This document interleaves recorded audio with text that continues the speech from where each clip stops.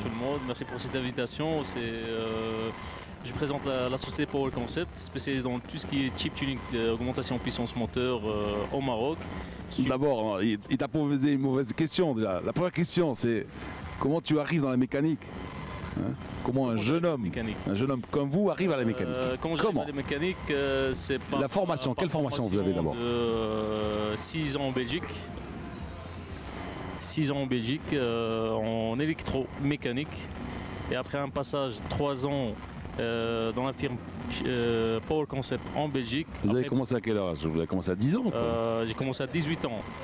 Parce qu'il est très jeune, notre invité là. Oui, c'est vrai. Je fais 35 ans, mais bon. Alors. Et il est tellement tu gères ou je gère? Si tu veux que je gère, je gère. Je gère. Mais si tu gères, alors bouge alors. Voilà. Bouge. C'est de la radio, on fait pas de la télé. Il y a la caméra, bien sûr. On peut nous suivre sur www.radiomars.ma. Mais ceux qui nous suivent pas sur le net, ils nous écoutent. Ceux qui sont dans la voiture, parce que c'est en train d'arriver à Marrakech. On va mettre du rythme. Voilà. Sur 98.2. Soyez prudents. Si vous êtes sur la route et vous rejoignez Marrakech, soyez prudents. Voilà, vous avez tout le temps d'arriver. 98.2, c'est important de signaler. Ouais. 98.2 à Marrakech. Donc, Radio Mars. Voilà, c'est donc quelqu'un qui est tellement passionné, parce que je le côtoie pas mal sur les circuits marocains, qui est venu ici à la base pour lever les drapeaux, être commissaire de piste ici au WTCC. Donc tout gérant d'entreprise qu'il est, il va avec les petits jeunes étudiants lever les drapeaux et contribuer au succès de ce gros événement marocain qu'est le WTCC. En 2009, c'est ça. Ouais. C'était la première course WTCC en 2009 que j'ai commencé par les drapeaux. Et après, en 2010, on a passé en technique, commissaire technique, stagiaire. Et cette année, je suis passé au commissaire technique officiel. Donc il y a une évolution comme ça, on forme les commissaires de piste depuis le départ, il y a un suivi et il y a une... Alors ça c'est un volet, ça c'est un volet officiel. Voilà, volet officiel. Et le volet, ça nourrit pas son homme, hein.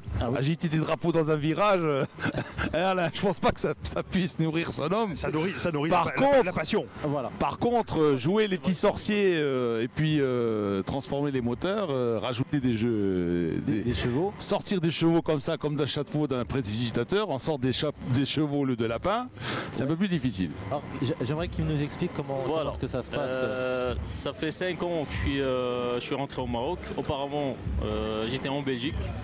C'est là où j'ai appris par formation, par hobby aussi. Après la sortie de l'école en électromécanique en graduat, je suis passé à la formation chez Power Concept en niveau électronique automobile parce que ça fait 30 ans qu'ils sont spécialisés dans l'électronique automobile sécurité. Et 3 ans de formation chez eux, j'ai décidé de rentrer au Maroc et attribuer à la... avancer. Contribuer. Alors, ce que je voulais dire, bon, moi, à mon époque, dans l'immobilette, qu'est-ce qu'on faisait? On rabotait les culasses, tout ça, bon, je sais pas. Vous faites toujours la même chose, c'est comme ça qu'on... Non, avant, c'était un réglage des papillons. Voilà, tout ça, ouais. Voilà, non, maintenant on est passé à l'électronique. Alors, l'électronique, ça veut dire c'est plus d'injection, c'est plus de... On travaille sur la pression des turbos, pression des injecteurs, le temps et la quantité à injecter. Ouais. On travaille sur l'admission.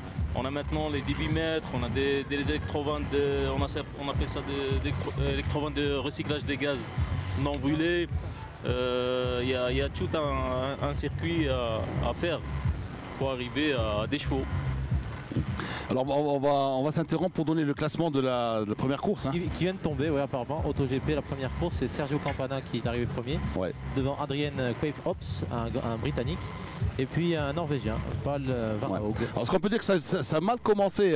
Sergio Campana, tu te souviens Alain, c'est le gars qui a fait dans la chicane, il a fait son tête à queue, il est arrivé très vite. Ensuite il a pas pu terminer sa séance d'essai et puis il gagne la course aujourd'hui. Comme quoi il faut être patient et puis la course est longue. Tout ne se joue pas dans chaque séance d'essai. C'est un week-end complet qu'il faut réussir. Ouais. Voilà, donc première manche donc pour Sergio Campana et puis la deuxième c'est demain. Hein. C'est exactement. C'est demain entre les deux manches de WTCC. Ouais. Mais je crois qu'on ne se lassera pas de le dire. Hein.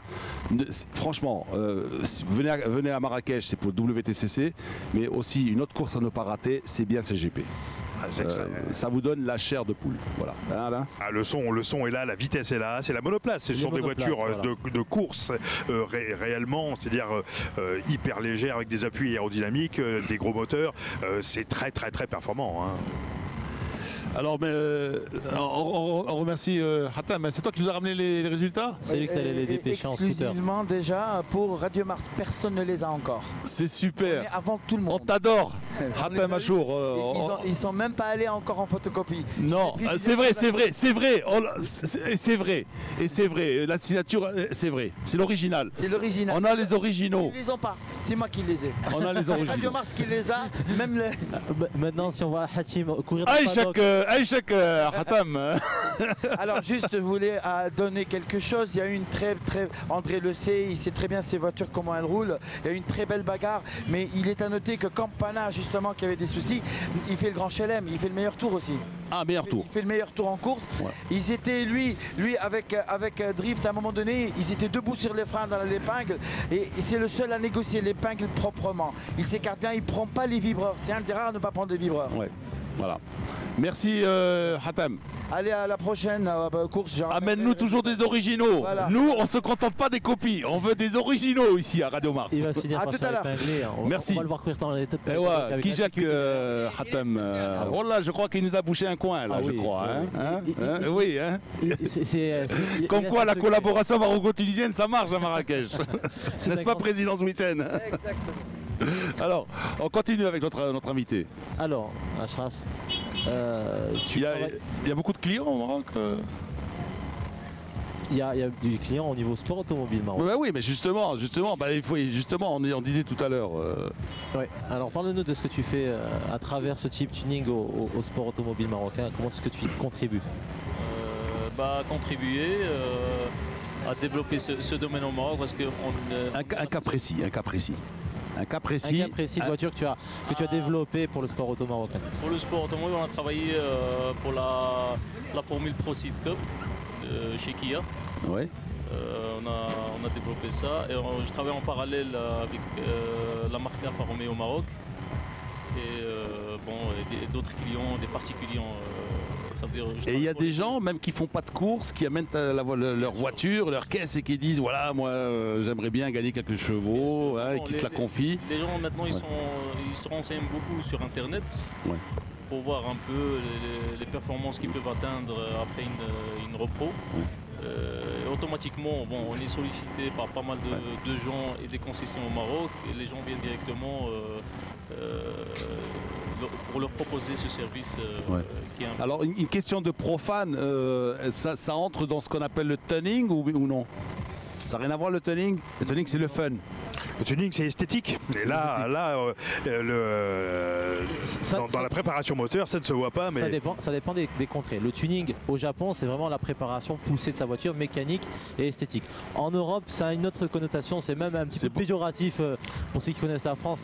C'est pas super reluisant. C'est plus esthétique. Voilà, c'est beaucoup plus esthétique, c'est pas toujours de bon goût en plus. Donc voilà, c'est un peu plus péjoratif pour ce qui est des Français. Mais là pour l'esthétique on parle plus du tuning. Du tuning, oui. Mais le chip tuning, c'est aussi au niveau de la performance. Ah bon, il y a le tuning et le type tuning aussi? Le chip tuning. Ah, chip tuning. Chip tuning, c'est le... un peu comme... Comment tu écris? Type? Non, chip. C-H-I-P. Chip. Ça veut dire... c'est gratuit presque. Chip. Non, c'est cheap quoi? Ça veut dire chip tuning, ça veut dire c'est pas cher. Par rapport... Non, chip... Tout le monde peut...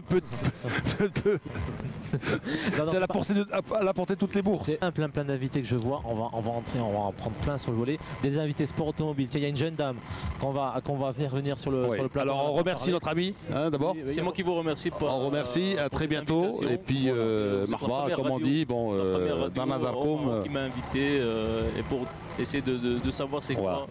Je dis pas Radio Mars c'est la voiture du sport auto, mais bon. Merci à vous.